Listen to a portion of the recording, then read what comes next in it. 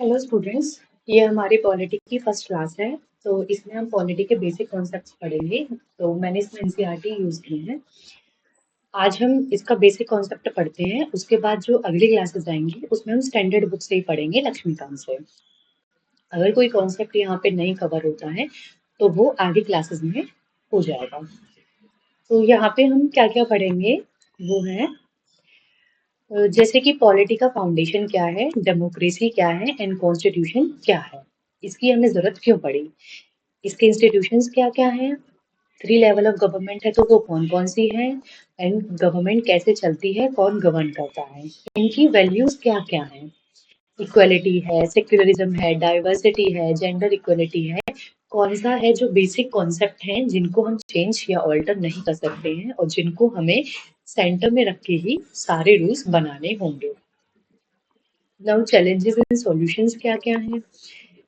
जब भी हम कोई सोसाइटी गवर्न करते हैं तो कुछ चैलेंजेस आते हैं। वो क्या क्या चैलेंजेस हैं?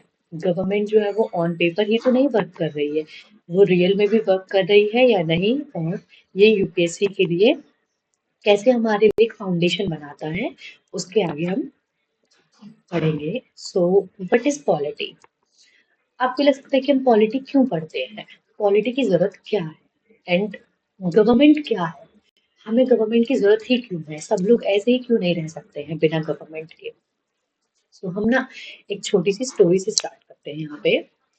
जैसे कि मान के चलिए कुछ 400-500 लोग हैं जो कि एक आइलैंड पे गए, जो आइलैंड खाली था, और वहां पे वो रिच रिसोर्सेज था, वहां पे सारे सोर्सेज अच्छे से थे, वहां पे कोई स्कैरिसिटी नहीं थी किसी चीज की। तो जब लोग वहां पे जाके बसे तो उन्हें सब कुछ मिल रहा था प्रॉपरली, तो वहां पे कोई भी प्रॉब्लम नहीं हुई उन्हें, वो अच्छे से रहे। बट जैसे जैसे वो साथ में रहने लगे तो क्या हुआ, पॉपुलेशन बढ़ी, रिसोर्सेज जो है वो भी स्कैर हो गए, तो उनके बीच में कॉन्फ्लिक्ट होना स्टार्ट हो गया। जैसे जैसे क्योस बढ़ा तो क्योस में क्या हुआ, जो लोग थोड़े पावरफुल थे वो वीक लोगों को दबा रहे थे, उनको एक्सप्लॉइट कर रहे थे, उनको डिस्क्रिमिनेट कर रहे थे। सो लोग बहुत परेशान हो गए कि अब क्या किया जाए। तो सब लोगों ने इकट्ठे होकर सोचा कि ऐसा करते हैं, कुछ सेट ऑफ रूल्स बना लेते हैं कि कोई भी इंसान जो है वो इन रूल्स को नहीं तोड़ेगा और सब इन रूल्स के अंडर ही रहेंगे। बट अब क्वेश्चन आता है, रूल कौन बनाएगा, कैसे कैसे बनेंगे रूल, रूल सबके लिए होंगे या नहीं, रूलों का कोई एक्सेप्शन है या नहीं, और अगर हम मान लो रूल बनाने की पावर किसी को देते हैं तो वो सबके लिए फेयर प्ले करेगा या नहीं। ठीक है, तो वहीं से आता है हमारा गवर्नमेंट का कॉन्सेप्ट।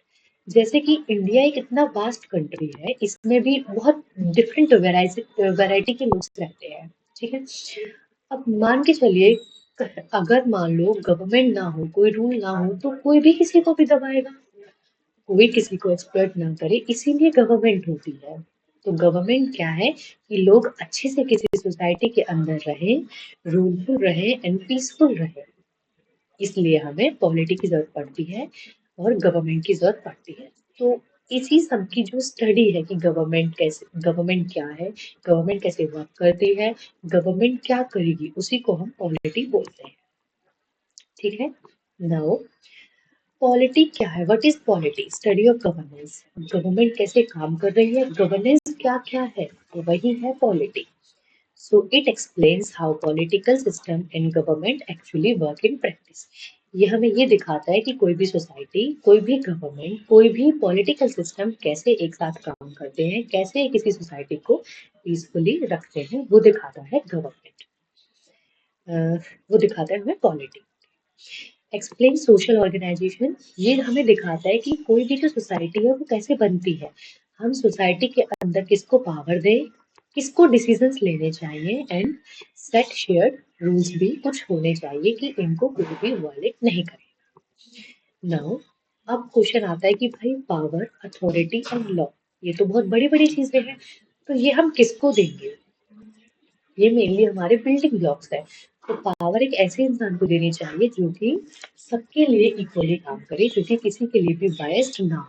वो कैसे होगा? वो तब होगा जब सब लोग उसको मिलके चुनेंगे, ताकि उसके लिए सब लोग बराबर होंगे। अगर कुछ ही लोग उसको मिलके चुनेंगे तो कुछ ही लोग उसके लिए होंगे, बट अगर सब लोग चुनेंगे तो सबके लिए वो होगा, तो ये हमारे लिए बिल्डिंग ब्लॉक्स है जो कि हमारे फिजिकल सिस्टम को एक साथ रखता है, दैट्स कॉल्ड पॉलिटी।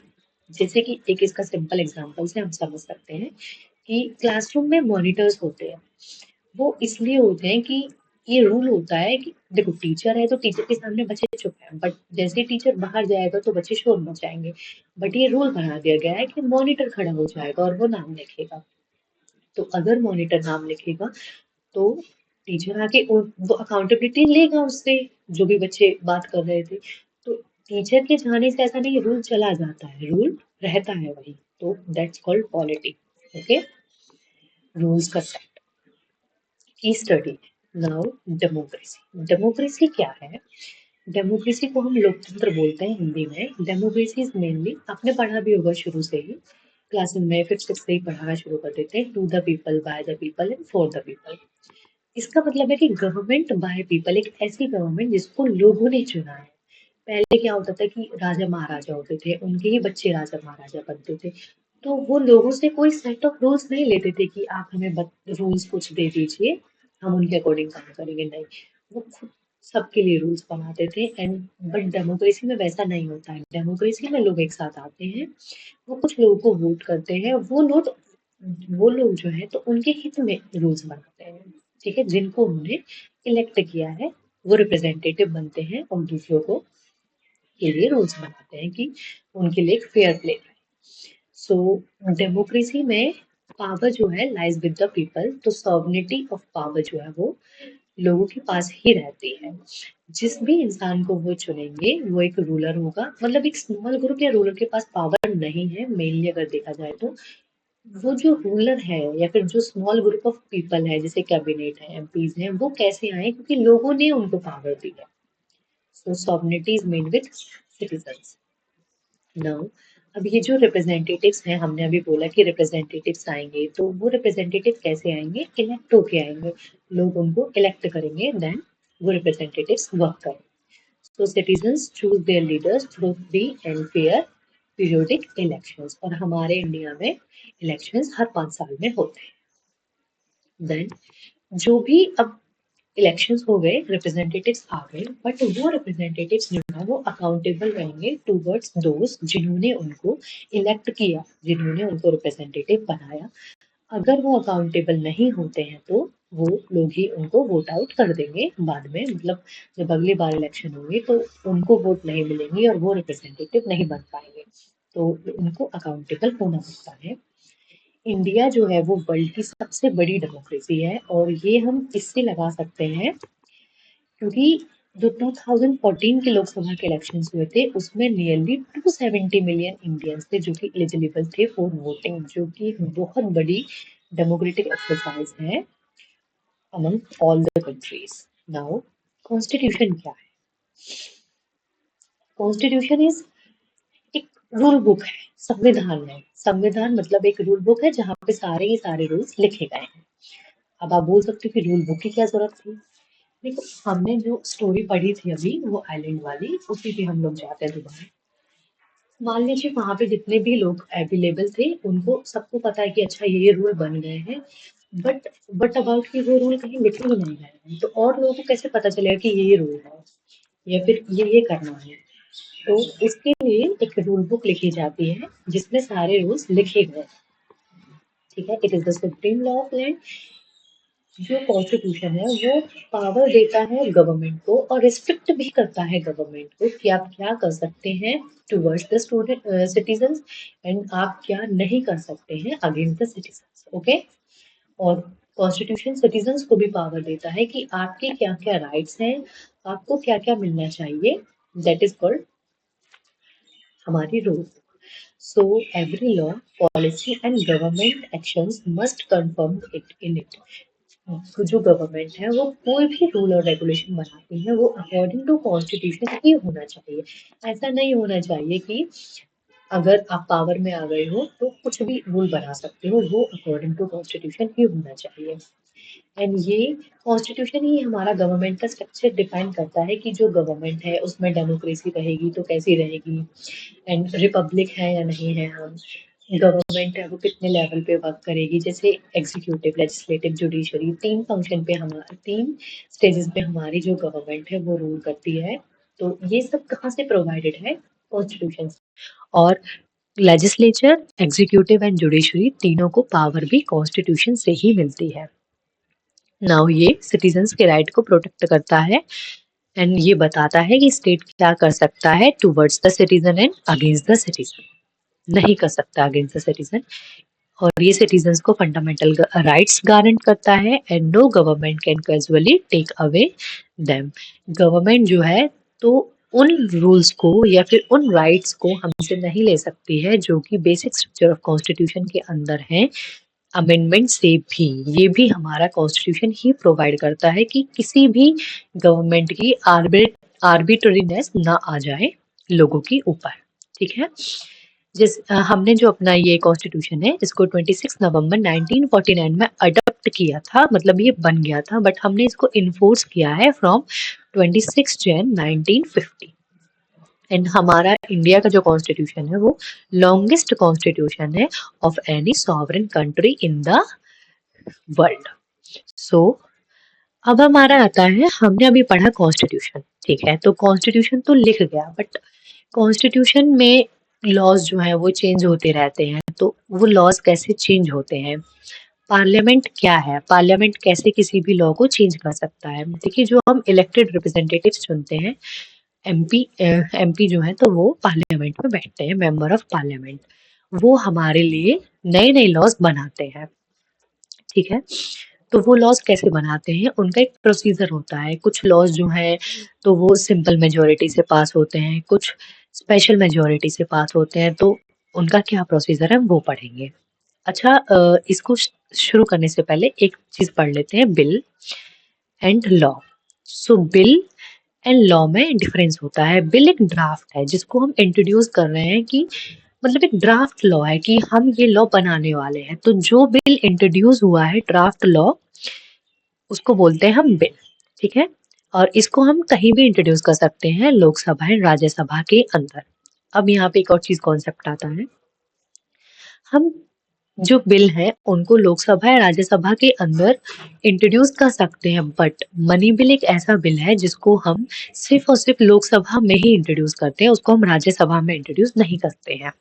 ठीक है, अब इसका प्रोसीजर क्या है कि कोई भी बिल आया, बिल आने के बाद क्या होगा, उस पर डिबेट होगा, डिस्कशन होगा, उसकी स्क्रूटनी होगी, लाइन बाय लाइन बताया जाएगा कि अगर ये क्लॉज आता है तो ये कॉन्सिक्वेंसेस हो सकते हैं, ये क्लॉज अच्छा है या फिर इसको रखना चाहिए, इस क्लॉज को हटा देना चाहिए। तो वो सब स्क्रूटनी होगी, स्क्रूटनी होने के बाद वोटिंग होगी। तो पहले वोटिंग होगी फर्स्ट हाउस जहाँ पे भी बिल इंट्रोड्यूस हुआ है, लोकसभा या फिर राज्यसभा। फिर एक हाउस से वोटिंग होने के बाद दूसरे हाउस में बिल जाएगा। तो दोनों हाउस से वोटिंग से वो बिल पास होना चाहिए। जब वो बिल दोनों हाउस की वोटिंग से पास हो जाएगा, देन वो प्रेसिडेंट के पास जाता है फॉर असेंट। तो प्रेसिडेंट का असेंट कंपलसरी होता है किसी भी बिल को लॉ बनाने के लिए। जैसे ही प्रेसिडेंट उस बिल पे अपना असेंट दे देते हैं तो वो जो बिल है वो एक्ट एंड लॉ बन जाता है। ओके, सो ये एक बेसिक प्रोसीजर है सारे बिल्स का पास होने का। अब हमारे जो बिल है वो भी 3 टाइप के बिल होते हैं मेनली। ऑर्डिनरी बिल जो कि हमारा आर्टिकल 108 में होता है, जिसमें मनी से रिलेटेड या फिर कॉन्स्टिट्यूशन से रिलेटेड कोई भी अमेंडमेंट ना हो, जो ऑर्डिनरी हो बिल, वो होता है ordinary bill. Now money bill जिसमें पैसे की बात की गई हो, जिसमें टैक्स हो, पैसा हो, कि कहाँ से कितना पैसा लेना है, किस डिपार्टमेंट को कितना पैसा देना है, ठीक है, किस स्कीम में कितना पैसा लगाना है, that's called money bill budget.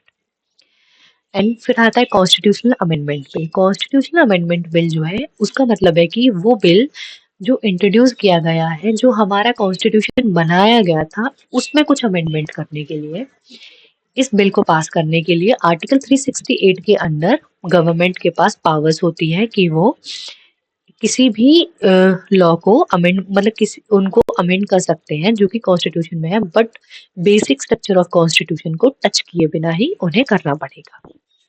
ठीक है, और इनके लिए अलग-अलग सारे बिल्स के लिए अलग-अलग मेजॉरिटी होती है कि कौन सा बिल कौन सी मेजॉरिटी से पास होगा। वो जब हम डिटेल में पढ़ेंगे बाद में स्टैंडर्ड बुक में वहां भी कवर हो जाएगा। ठीक है, ये सिर्फ बेसिक है टॉपिक से इंट्रोड्यूस करने के लिए। नाउ अब हम गवर्नमेंट की बात करते हैं। गवर्नमेंट क्या है एंड गवर्नमेंट कितने लेवल पे वर्क करती है। अभी हमने पढ़ा कि अच्छा गवर्नमेंट की तो जरूरत है रूल बनाने के लिए ताकि वो देखे कि लोगों में क्योस ना हो। नाउ गवर्नमेंट के कितने लेवल्स हैं? तो गवर्नमेंट के 3 लेवल्स हैं अभी। Local government, state government and central government. So अच्छा लोकल गवर्नमेंट कहाँ पे काम करती है? फिर लोकल गवर्नमेंट हमारी पंचायत एंड म्युनिसिपैलिटीज में काम करती है। विलेज में पंचायत काम करती हैं एंड सिटीज में म्युनिसिपैलिटीज काम करती हैं और इनका मेन काम क्या है? रोड, सैनिटेशन, सड़क, पानी, बिजली वो सब देखना कि किसी को कोई प्रॉब्लम तो नहीं हो रही है। नाउ स्टेट गवर्नमेंट का क्या काम है? पुलिस, हेल्थ डिपार्टमेंट, एग्रीकल्चर और स्टेट स्पेसिफिक लॉज जो है वो स्टेट गवर्नमेंट देखती है। फिर आती है सेंट्रल गवर्नमेंट। तो सेंट्रल गवर्नमेंट तो मेन सेंटर के काम देखेगी तो वो defence, foreign affair, trades, currency ये सब सेंट्रल गवर्नमेंट देखती है। देखो हमें 3 लेवल ऑफ गवर्नमेंट की जरूरत क्या पड़ी? मेनली ये कि मान के चलो अगर आपके गांव में कुछ प्रॉब्लम है तो दिल्ली में बैठे हुए कोई भी मिनिस्टर को तो नहीं पता चल सकता ना क्या प्रॉब्लम है या फिर वो वहां से नहीं आ सकते हैं आपके गांव की प्रॉब्लम ठीक करने के लिए। तो हर स्टेज पे एक रिप्रेजेंटेशन होना चाहिए ताकि वो लोगों की बातें या फिर उनकी प्रॉब्लम्स नीचे से ऊपर तक पहुंचा सके और कुछ प्रॉब्लम्स को वो ऑन फील्ड ही सॉल्व कर सके। ठीक है, सो ईच लेवल पे गवर्नमेंट्स हैं और उन सबकी पावर्स जो है वो कॉन्स्टिट्यूशन से मिलते हैं। ये साथ में काम करेंगी to govern the country and constitution ही सबको पावर देता है। नाउ एक चीज और हम यहाँ पे समझ लेते हैं।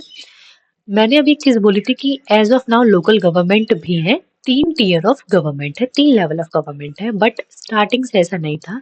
जब हमने अपना कॉन्स्टिट्यूशन अडॉप्ट किया था तब हमारे पास लोकल गवर्नमेंट नहीं था, सिर्फ 2 लेवल ऑफ गवर्नमेंट थी, state government and central government. फिर 73rd and 74th constitutional amendment से लोकल लेवल ऑफ गवर्नमेंट को इंट्रोड्यूस किया गया कि लोकल लेवल पे भी गवर्नमेंट होनी चाहिए एंड लोकल लेवल पे भी गवर्नमेंट 3 टीयर में है। ठीक है, जैसे कि पंचायती राज, ब्लॉक समिति एंड डिस्ट्रिक्ट्स। ठीक है, तो यहाँ पे भी 3 टीयर में है। नाउ अब आता है जुडिशरी। हमने जब स्टार्ट किया था तभी हमने पढ़ा था कि गवर्नमेंट जो है तो उनके क्या क्या लेवल हैं, क्या क्या ऑर्गन्स हैं। तो मेनली गवर्नमेंट के 3 लेवल हैं, एग्जीक्यूटिव, लेजिस्लेटिव एंड जुडिशियल। अभी हमने गवर्नमेंट को पढ़ा तो गवर्नमेंट के ही 2 वो आते हैं, legislative and executive. So judiciary is different and judiciary के बारे में हम पढ़ेंगे। सो जुडिशरी भी हमारी इंटीग्रेटेड जुडिशरी है, मतलब कि डिस्ट्रिक्ट कोर्ट्स हैं, हाई कोर्ट्स हैं एंड सुप्रीम कोर्ट्स हैं। ठीक है, सो डिस्ट्रिक्ट कोर्ट से स्टार्ट करते हैं। District court is the first level जहाँ पे लोगों का जुडिशरी से इंटरेक्ट होता है एंड डिस्ट्रिक्ट लेवल में civil and criminal cases deal करते हैं एट डिस्ट्रिक्ट लेवल। ओके, अगर यहाँ से डिस्ट्रिक्ट कोर्ट के किसी भी डिसीजन के लिए आपको मतलब इसके डिसीजन के अगेंस्ट आपको अपील करना है फर्दर कोर्ट में तो वो है high court. High court mostly states का अलग अलग हाई कोर्ट्स हैं, बट कुछ स्टेट्स ऐसी भी हैं जो हाई कोर्ट शेयर करती हैं जैसे कि हरियाणा एंड पंजाब। नाउ फिर आता है उससे भी एक और अपीलेट कोर्ट, इसके अगेंस्ट जो है वो है सुप्रीम कोर्ट। सुप्रीम कोर्ट जो है वो final and highest appellate authority है। हाँ, और ये सुप्रीम कोर्ट के पास और भी पावर्स हैं जो कि हमारे राइट्स को प्रोटेक्ट करती है। हाई कोर्ट के पावर भी पावर है कि वो हमारे फंडामेंटल राइट्स को प्रोटेक्ट कर सकते हैं। Now an independent judiciary interpret the laws, ensure justice, and protect fundamental rights from violation. And India have an independent and integrated judiciary. अब हम यहाँ पे थोड़ा यूपीएससी का एंगल समझते हैं, जैसे कि जुडिशरी इंडिपेंडेंस। हमारे यहाँ जुडिशरी जो है तो वो इंडिपेंडेंट है, तो उसको पावर्स कहाँ कहाँ से मिलते हैं उसके बारे में भी हम पढ़ेंगे। देन अपॉइंटमेंट ऑफ जजेस, जुडिशियल रिव्यूज, और ये टॉपिक्स बहुत ज्यादा पूछे जाते हैं एग्जाम्स में, प्री में भी और मेंस में भी। नाउ अब हमारे पास आता है इक्वलिटी। ठीक है, अब हमने ऑर्गन्स तो पढ़ लिए बट अब हम वैल्यूज पढ़ेंगे। वैल्यूज इन द सेंस ये तो हमारे ऑर्गन्स थे कि ये इनके पास ये पावर है, ये काम करेंगे, बट ये इनकी कुछ तो कोर वैल्यूज होनी चाहिए ना कि ये इनको सेंटर में रख के काम करेंगे, ठीक है, these are called values. So for democracy to be fair, every citizen must stand at an equal before law. और इसका कोई भी एक्सेप्शन नहीं है. ये आर्टिकल 14 में आता है, जो कि आर्टिकल 14 हमें बोलता है state shall not deny to any person equality before law and equal protection of law within the territory of India. ठीक है, इसका मतलब है कि स्टेट जो है वो अपने टेरिटरी में रह रहे लोगों को किसी को भी इक्वालिटी डिनाई नहीं कर सकते हैं, एंड ये मस्ट प्रोविजन है, कंपल्सन है. तो इसमें क्या क्या आता है कि इक्वालिटी बिफोर लॉ, कि जितने भी लॉज हैं वो सब के सब इक्वली एप्लीकेबल होंगे सारे सिटीजन्स पे, रिगार्डलेस ऑफ योर स्टेटस या फिर उनका बैकग्राउंड क्या है. किसी के भी अगेंस्ट कोई भी डिस्क्रिमिनेशन नहीं होगा, ठीक है. ये हमारा आता है आर्टिकल 14 में, and no discrimination in our article 15 and 16. Okay, ये हम किसी के अगेंस्ट भी डिस्क्रिमिनेट नहीं कर सकते हैं on the ground of caste, religion, gender, place of birth and sex. Now हमारी जो हाँ, देखो किसी भी डेमोक्रेसी को चलाने के लिए जो कोर डेमोक्रेटिक प्रिंसिपल है वो है equality and justice. Without equality आप किसी भी डेमोक्रेसी को डेमोक्रेसी नहीं बोल सकते हो. So democracy is the core concept. That's why it is called rule by people, rule by all the peoples of India. ऐसा नहीं हो सकता कि रूल जो है वो मतलब एक ही इंसान मिलके बना रहा है, फिर कुछ ही लोग बना रहे हैं. वो रूल्स सब लोगों के लिए होते हैं, सब पे एप्लीकेबल होते हैं, and that is called democracy, rule by people. Article 14 जो है वो गारंटी करता है equality before law and equal protection of. Okay, and ये जो राइट टू इक्वलिटी है वो आर्टिकल 14 टू 18 में आता है. अब हम पढ़ते हैं सेक्युलरिज्म. इसकी अगली वैल्यू सेक्युलरिज्म. अभी हमने पढ़ा इक्वलिटी, अभी हमने बराबरी के बारे में पढ़ा, बट अब हम पढ़ेंगे सेक्युलरिज्म, अलग अलग जो विभिन्नता है. सेक्युलरिज्म इन द सेंस कि इंडिया में बहुत सारे रिलीजन्स, ठीक है, और बहुत सारे लोग हैं जो अलग अलग रिलीजन्स को मानते हैं. सो स्टेट का क्या स्टैंड है इसमें? तो स्टेट बोलता है देखिए हमारे लिए सारे जो रिलीजन है वो बराबर हैं और हम सारे रिलीजन से इक्वल डिस्टेंस मेंटेन करते हैं. हमारा अपना स्टेट का कोई भी रिलीजन नहीं है. So in the land of many faiths, the state chose to stand equally apart from all of them. Now, equal respect for all the religions. State treats every religion with equal regards and favorites. Now, हमारे state का कोई भी official religion जो है वो नहीं है.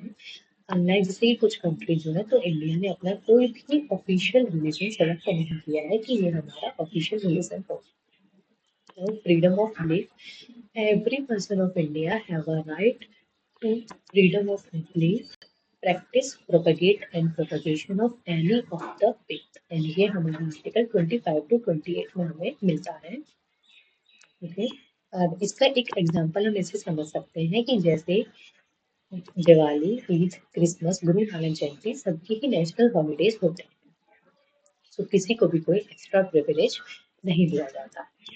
Now अब आता है डाइवर्सिटी. जैसे कि हमने पढ़ा सेक्युलरिज्म तो मतलब अलग अलग रिलीजन है लोगों के इंडिया, बट सिर्फ और सिर्फ रिलीजन में ही थोड़ी ना डाइवर्सिटी है. Diversity is in many aspects like cultures, language, dialects. तो उनके लिए क्या किया है गवर्नमेंट ने?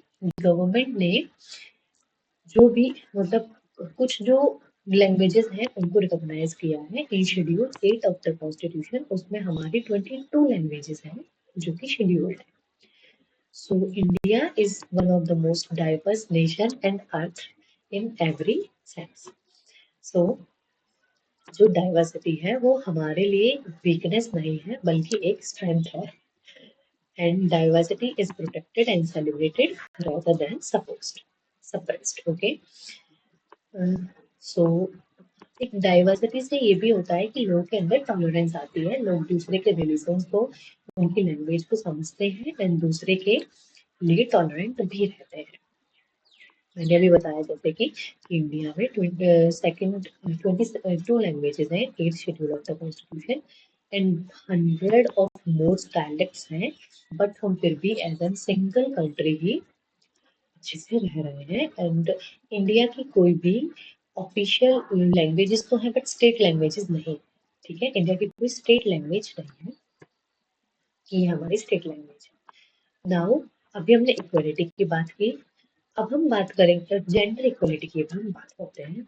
सो जेंडर इक्वलिटी की मतलब इक्वलिटी तो इनकम्प्लीट है ना अगर हम उसको सारे जेंडर्स तक ना पहुंचाएं। Equality must be reach to all the aspects of society, all genders. So, equal right and equal opportunity. We should provide equal rights to all the citizens of India, irrespective of their gender. So, gender से कोई फर्क नहीं पड़ता है, हमें सबको same rights and life chances देने चाहिए। Now education and awareness, government जो है तो उन्होंने भी मतलब जो भी स्कीम्स वगैरह प्रोवाइड करती हैं तो उसमें भी सबके लिए ही एजुकेशन एंड अवेयरनेस होती है। एंड एजुकेशन एंड अवेयरनेस बहुत ज़्यादा ज़रूरी है कि हम गैप को कम करें।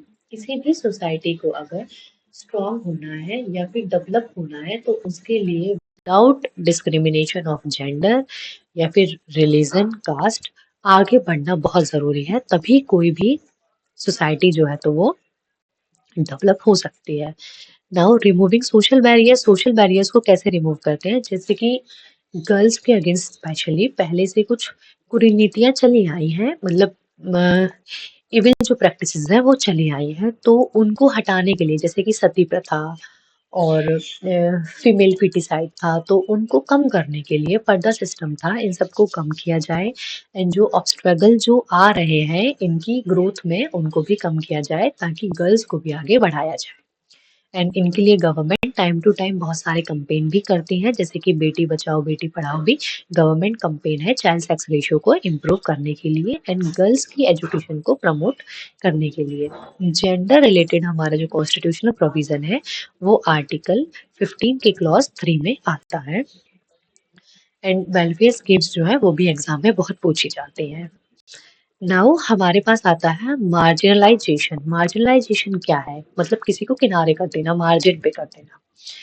सो अभी हमने पढ़ा इक्वलिटी के बारे में, बट अभी किनारे करने की बात कर रहा है तो कॉन्फ्लिक्ट आ रहा है। तो पढ़ते हैं। देखिए अगर हमने इक्वलिटी पढ़ा, बट अगर हम बोले कि इक्वलिटी सिर्फ और सिर्फ पेपर्स पे ही है, इक्वलिटी इन प्रैक्टिस लोगों के पास तक पहुंची ही नहीं है, तो क्या होगा, तो मार्जिनलाइजेशन ही होगा। लोग जो है कुछ कुछ जो पीपल ऑफ सोसाइटी है या फिर कुछ जो मेन स्ट्रीम से वो अलग हो जाएंगे। कुछ लोग जो है जैसे कि एक डेफिनेट कास्ट के या फिर जो इकोनॉमिकली बैकवर्ड जो लोग हैं तो वो मेन स्ट्रीम से पीछे हो जाएंगे, तो उनको मेन स्ट्रीम में लाने के लिए भी गवर्नमेंट को ही काम करना पड़ेगा। नाउ मार्जिनलाइज लोग कैसे कैसे होते हैं, सोशल एंड इकोनॉमिक डिसएडवांटेज की वजह से बहुत से लोग ऐसे होते हैं जिनको सोसाइटी इक्वल पहले नहीं मानती थी एंड उनके पास पैसा भी नहीं था, तो वो पीछे ही रह गए, मेन स्ट्रीम से वो पीछे ही रह गए, तो उन्हें भी डिस्क्रिमिनेटेड फील होता है। मेनली इससे कौन अफेक्टेड है, अगर हम अपनी हिस्ट्री देखें तो इससे mainly SC ST and religious minorities और पुअर ही अफेक्टेड है। ठीक है, जैसे कि आपने देखा भी होगा कि जो भी लोग थोड़ा जैसे आदिवासी लोग हैं तो उनको लोग अनसिविलाइज्ड मानते हैं, बल्कि वो अनसिविलाइज्ड नहीं है, वो मार्जिनलाइज्ड हो गए हैं। वो जो चेंज है वो अडॉप्ट नहीं कर पा रहे हैं या फिर गवर्नमेंट उनको उतनी फैसिलिटीज जो है वो नहीं प्रोवाइड कर पा रही, जिसकी वजह से वो मार्जिनलाइज हो गए हैं। बल्कि these are the primitive peoples, ठीक है, they are not marginalised, they are just discriminated now. And इनको इंक्लूज करना चाहिए, तो इंक्लूजन ही एक ऑप्शन है, हमें सबको इंक्लूजन ही करना चाहिए, तभी हम अपनी कंट्री की जो ग्रोथ है उसको एक बहुत अच्छे से डेवलपिंग से डेवलप में ले जा सकते हैं। एंड हमें डेलिबरेटली सपोर्ट करना चाहिए कि जो भी लोग मार्जिन पे खड़े हैं हम उनको मार्जिन से हटाएं एंड मेन स्ट्रीम में लेकर आए। ठीक है, जैसे कि कुछ हिस्टोरिकली हमने देखा भी है कि कुछ कम्युनिटीज जो है जैसे कि महाड़ कम्युनिटीज हो गया और बहुत सारी कम्युनिटीज जो है उनको जैसे गांव में आना या फिर कुएं से पानी लेना, टेम्पल्स में विजिट करना प्योरली प्रैक्टिसेस नहीं मानी जाती थी, तो उनको मार्जिनलाइज किया गया, उनको वहां से हटाया गया कि नहीं, आप मेन स्ट्रीम में हमारे साथ नहीं जुड़ सकते हैं। जैसे राइट टू यस अनटचेबिलिटी जो है, तो उसको तो अबॉलिश किया गया है आर्टिकल 17 के अंदर। एंड और जो मार्जिनलाइजेशन है एंड रिजर्वेशंस भी प्रोवाइड किए गए हैं लोगों को, कि जो भी पीछे रह गए हैं उनको मेन स्ट्रीम में लाने के लिए आर्टिकल 15-16 में ये है। Now law and social justice. देखिए, अब सोशल जस्टिस की क्यों जरूरत है? अभी हमने मार्जिनलाइजेशन पढ़ा, तो मार्जिनलाइजेशन से ही लिंक कॉन्सेप्ट है सोशल जस्टिस।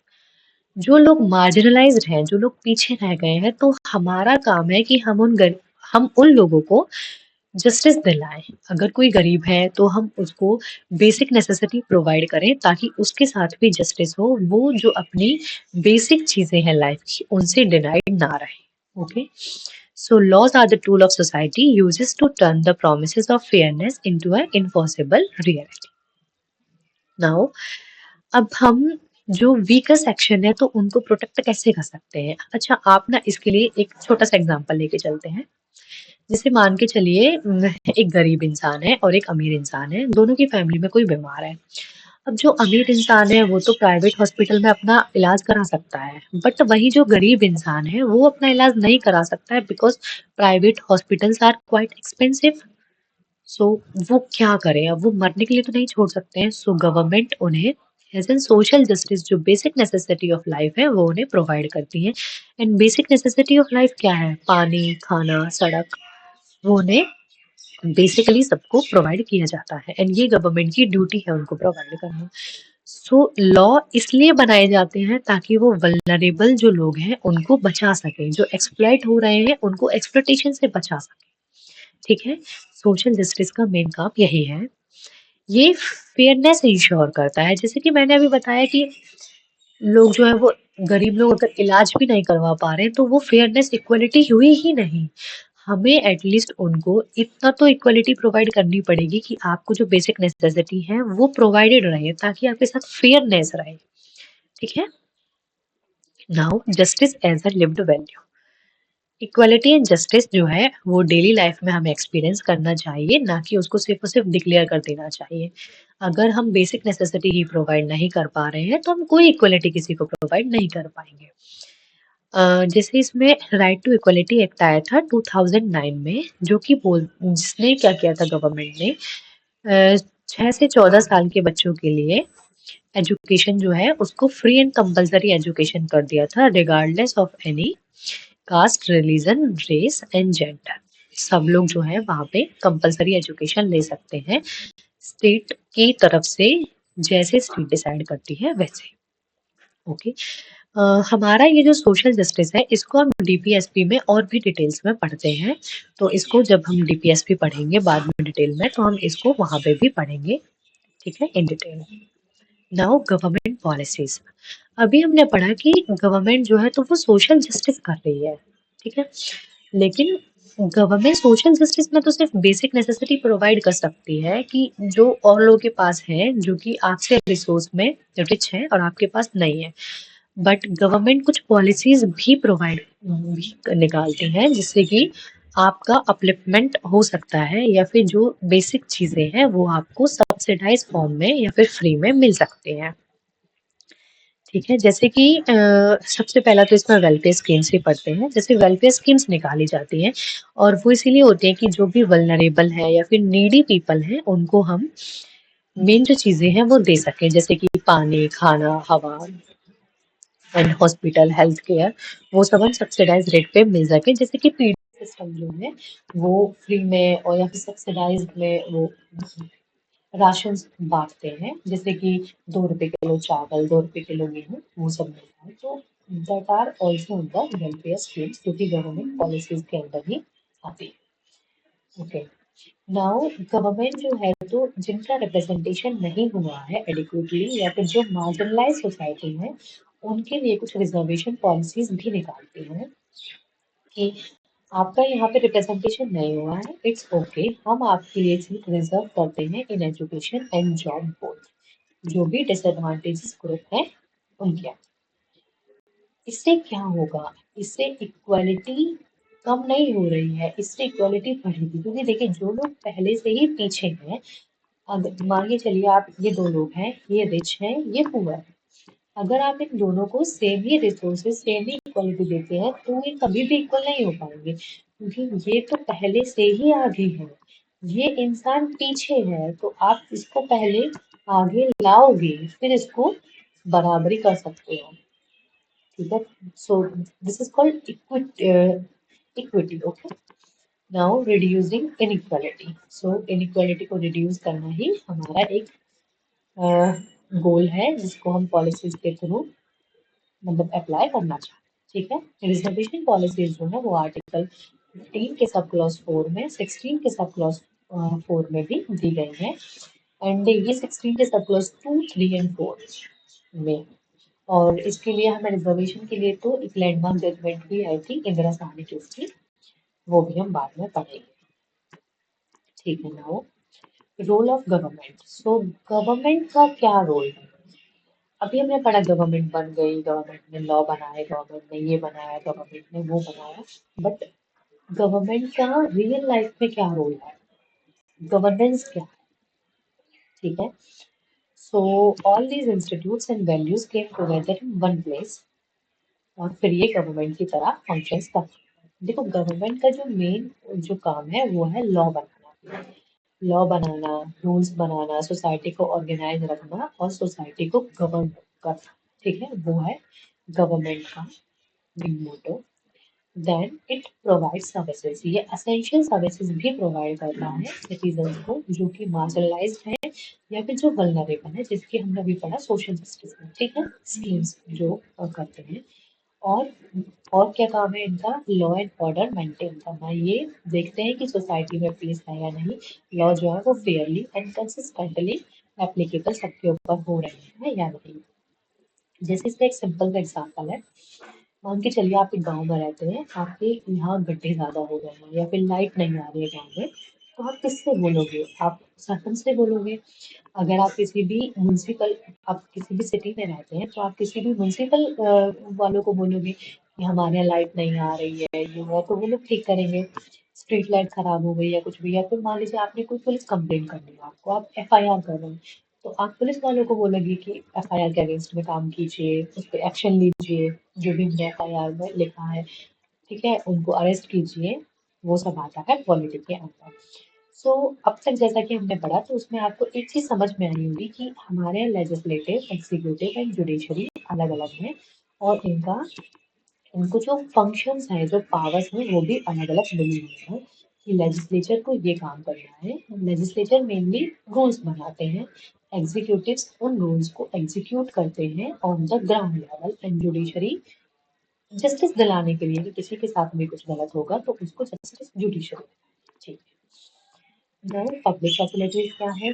अभी हमने पढ़ा था सोशल जस्टिस। ठीक है, तो सोशल जस्टिस से ही रिलेटेड ये टॉपिक है, पब्लिक फैसिलिटीज कि कौन सी फैसिलिटीज ऐसी हैं जो पब्लिक को प्रोवाइड की जानी चाहिए गवर्नमेंट की तरफ से। गवर्नेंस जो है उसको हम तब अच्छा मान सकते हैं जब उन्होंने जो प्रॉमिस किए हैं वो बेसिकली सब इंसानों तक पहुंचे। ठीक है, सो असेंशियल्स जो है वो क्या क्या है? असेंशियल्स है water, electricity, health care and education. वही खाना पानी, एजुकेशन एंड हेल्थ, वो सबके लिए असेंशियल है। गवर्नमेंट को ये सबको देना ही चाहिए, एंड गवर्नमेंट देती भी है। Now quality of life. Quality of life जो है, अगर आप पढ़ोगे आर्टिकल 21, तो उसमें भी क्वालिटी ऑफ लाइफ को बोला गया है कि हर इंसान के पास एक अच्छी क्वालिटी ऑफ लाइफ या फिर डिग्निटी से रहने का अधिकार है। Okay, so everyday wellbeing of the citizen जो है वो मेंटेन रहना चाहिए। उसमें यहाँ पे दे भी रखा है कि आर्टिकल 21 जो है राइट टू लाइफ, जो कि एक्सपेंड करता है, जिसमें हेल्थ, शेल्टर, क्लीन एनवायरनमेंट भी इंक्लूडेड है। Now a government responsibility. Government जो है वो रिस्पॉन्सिबिलिटी होती है उसकी कि जो भी कॉन्स्टिट्यूशन ने उसको ड्यूटी दी है वो उनको फेयरली अप्लाई करे, रूल्स बनाए, सबके ऊपर रूल्स को अप्लाई करे, एंड अपनी रेस्पॉन्सिबिलिटीज को अच्छे से निभाए। सो गवर्नमेंट जो है वो हॉस्पिटल्स ऑफर करती है सब्सिडाइज रेट पे, एंड ट्रीटमेंट भी करती है of to all the citizen regardless of their income. तो गरीब इंसान जो है वो उनमें अच्छे से करा सकता है। अगर कोई पैसे वाले इंसान भी चाहे तो वो जा सकते हैं, कोई मना नहीं है कि आप वहाँ पे नहीं जा सकते हो। These are the basic facilities provided by government. Now market and economy. अब आप सोच सकते हो कि मार्केट एंड इकोनॉमी में गवर्नमेंट का क्या रोल है। देखो, आपने बहुत बार सुना होगा कि जो रुपया जो है तो वो नीचे, मतलब रुपया जो है वो वीक हो गया है डॉलर के हिसाब से, डॉलर स्ट्रांग हो गया है या फिर डॉलर वीक हो रहा है, रुपया स्ट्रांग हो रहा है। तो ये सब को मार्केट ही रेगुलेट करती है, बट एक हद तक इसको गवर्नमेंट भी रेगुलेट करती है। ठीक है, तो यहाँ आया इकोनॉमी में गवर्नमेंट का रोल। बाकी ये हम बाद में पढ़ेंगे। देन आता है मार्केट। मार्केट में गवर्नमेंट का क्या रोल है। जैसे कि कोई भी इंसान बाइंग एंड सेलिंग के जो डील करते हैं उनकी दोनों में ही कोई भी क्योस ना हो गया हो, या फिर किसी को भी किसी ने ठग ना लिया हो, या फिर किसी को किसी ने ओवरचार्ज ना किया हो, किसी के अगेंस्ट कुछ चीट ना हो गई हो कि जो कि उसके बेसिक राइट्स को हार्म करती है। जैसे कि मार्केट का जो सिस्टम जो है वो पूरा गुड्स एंड सर्विसेज एक्सचेंज पे चलता है। अब जैसे जो वेट एंड मीजर जो है, वेट एंड मीजर एक्सचेंज, तो ये सब की सब भी गवर्नमेंट ही अपने आप से वो करती है, फिक्स करती है कि क्या कहते हैं यहाँ पे इतना वेट के अगेंस्ट इतना एक्सचेंज करना है, या फिर 2 रुपए के अगेंस्ट कितना सामान जाएगा, ये इतने किलो पे रहेगा। एमआरपी जो है तो वो भी गवर्नमेंट ही सेट करती है। ये एक्सप्लोइटेशन को रोकती है कि अगर कोई भी अनफेयर प्रैक्टिस जो है तो किसी भी बायर या सेलर के बीच में ना हो जाए, किसी भी बायर को कोई चीटिंग ना हो जाए, कोई भी एडवर्टाइजमेंट जो है तो वो बहुत ज्यादा मिसलीडिंग ना हो, या फिर कोई भी बायर जो है उससे एमआरपी से ज्यादा ले लिया है, तो वो ये सब भी देखती है।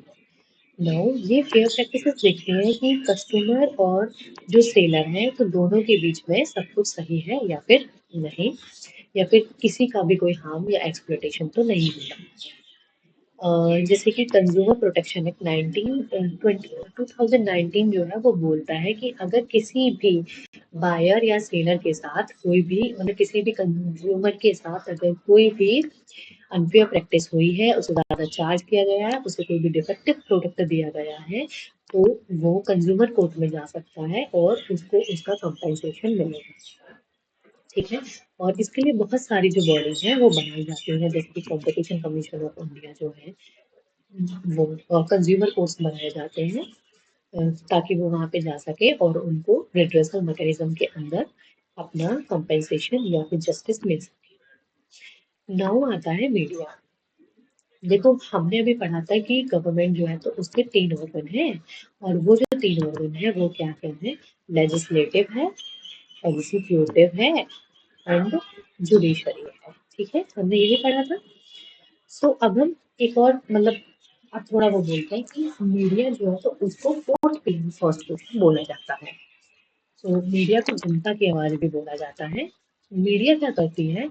मीडिया गवर्नमेंट की अकाउंटेबिलिटी को बनाए रखने के लिए गवर्नमेंट से क्वेश्चन पूछती रहती है कि आपने ये किया है, आपने वो किया है, ताकि गवर्नमेंट भी अकाउंटेबल रहे। एंड मीडिया जो है वो एक लिंक की तरह काम करती है, मेनली सिटीजन्स और उनके बीच में, जो हमारे गवर्नमेंट रिप्रेजेंटेटिव हैं उनके बीच में।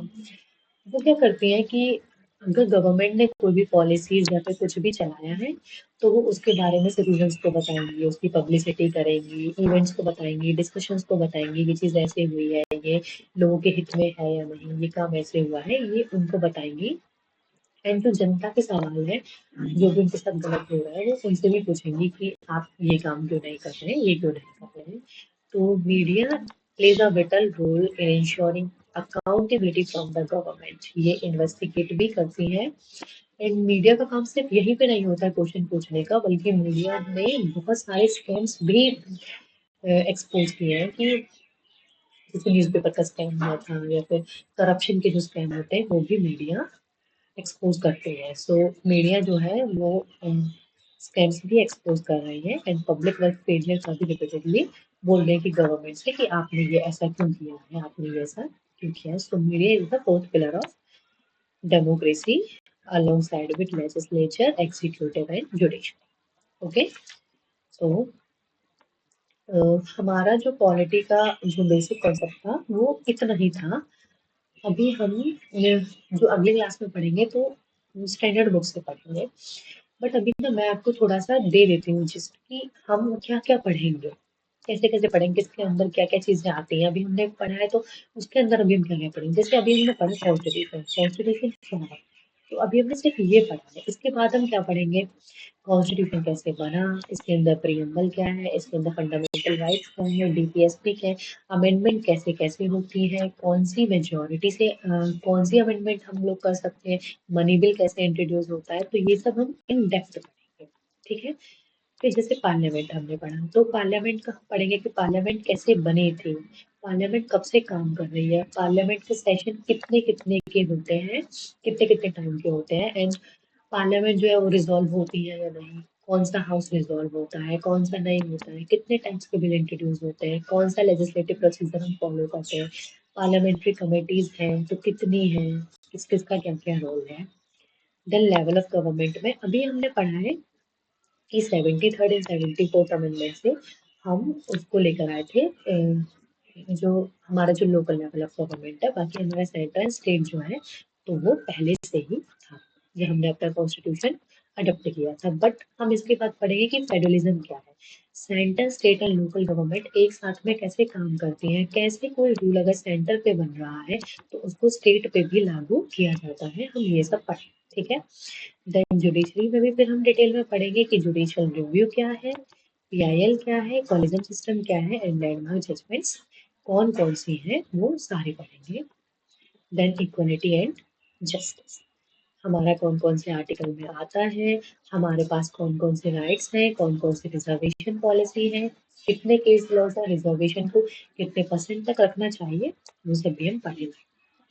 अभी मैंने क्या किया है, जितने भी हमने पढ़ा है, हमने 19 कॉन्सेप्ट पढ़े थे, तो उन सबको मैंने एक पेज में डाल दिया है आपके क्विक रिवीजन के लिए, और इसमें आपको डेफिनेशंस भी थोड़ा याद हो जाएंगी, ताकि हम आगे पढ़ेंगे तो हम ये डेफिनेशंस बार बार नहीं पढ़ेंगे। ठीक है। जैसे पॉलिटी क्या था, तो study of governance is called polity. Parliament क्या था, रूल मेकिंग बॉडी है जो रूल्स बनाती है, लेजिस्लेचर है। इक्वालिटी क्या है कि लॉ के सामने सब सिटीजन्स बराबर है। ठीक। अच्छा, आपके लिए क्वेश्चन है, इक्वालिटी क्या है, लोगों को रिस्ट्रिक्ट ना करना या फिर लोगों को इक्वल अपॉर्चुनिटी देना। ठीक है, आप इसका आंसर बताइएगा। Now gender equality is equal rights for all the genders. Government policy जैसे रिजर्वेशन और वेलफेयर सीएम स्कीम्स इंट्रोड्यूस करते हैं। मार्केट, जो कि हमने पढ़ा कि मार्केट एंड इकोनॉमी को जो गवर्नमेंट है वो कैसे रेगुलेट करती है, कैसे कंज्यूमर के जो राइट्स है उनको प्रोटेक्ट किया जाता है। Now democracy. What is democracy? Rule by representatives of elected citizens. ठीक है। जो लोग जो है जिनको इलेक्ट करेंगे उनका जो रूल है उसको बोलते हैं डेमोक्रेसी। तो हमारे यहाँ 3 लेवल ऑफ गवर्नमेंट है, वो भी हमने पढ़ा, local, state and central. Secularism क्या है? Secularism is all religions are equal for the state and state have the equal respect for all religion, और स्टेट का कोई भी अपना रिलीजन नहीं है। They maintain a equal distance from all the religions. Now हमने पढ़ा कि कुछ ग्रुप्स जो है वो मार्जिनलाइज्ड कैसे रह गए हैं और उनके लिए गवर्नमेंट क्या क्या करती है। फिर role of government law, services and orders के लिए। मीडिया का क्या लिंक है, मीडिया को हम कैसे फोर्थ पिलर ऑफ डेमोक्रेसी बोलते हैं, हमने ये भी देखा। नाउ हमारा कॉन्स्टिट्यूशन क्या था, supreme law of the land, क्यों हम उसको बोलते हैं supreme law of the land, हमने ये भी देखा। फिर जुडिशरी, जुडिशरी हमारी उसमें थी 3 पार्ट्स में, district, high court and supreme court, और ये इंटीग्रेट भी कैसे हैं वो भी हमने पढ़ा और हम आगे भी पढ़ेंगे।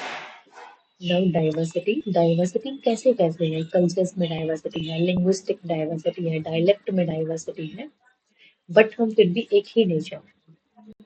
Now social justice, social justice हमें कैसे लॉ जो है कैसे वीक लोगों को प्रोटेक्ट करते हैं। Now public facilities, water, power and health etcetera, जो गवर्नमेंट प्रोवाइड करती है लोगों को। ठीक है। सो ये एक ओवरव्यू है पॉलिटी का। देखो, जैसे हमने पॉलिटी पढ़ा तो हमने सिर्फ एक सब्जेक्ट नहीं पढ़ा है, हमने अपनी सोसाइटी को भी जाना है। हमें पता चला कि अच्छा पैटर्निटी क्या होती है, डिग्निटी क्या होती है, इक्वलिटी क्या होती है, सेक्युलरिज्म क्या है। ठीक है। तो पॉलिटी जो है वो सिर्फ एक सब्जेक्ट नहीं है, बल्कि एक सोसाइटी को जोड़ता है।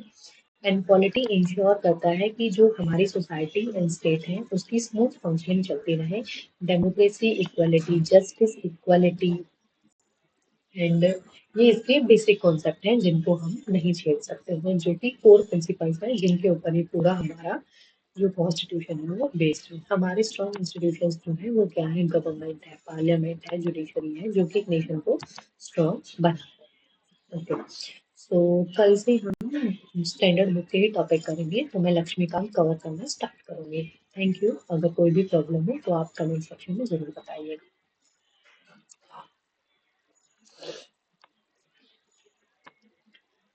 हाँ,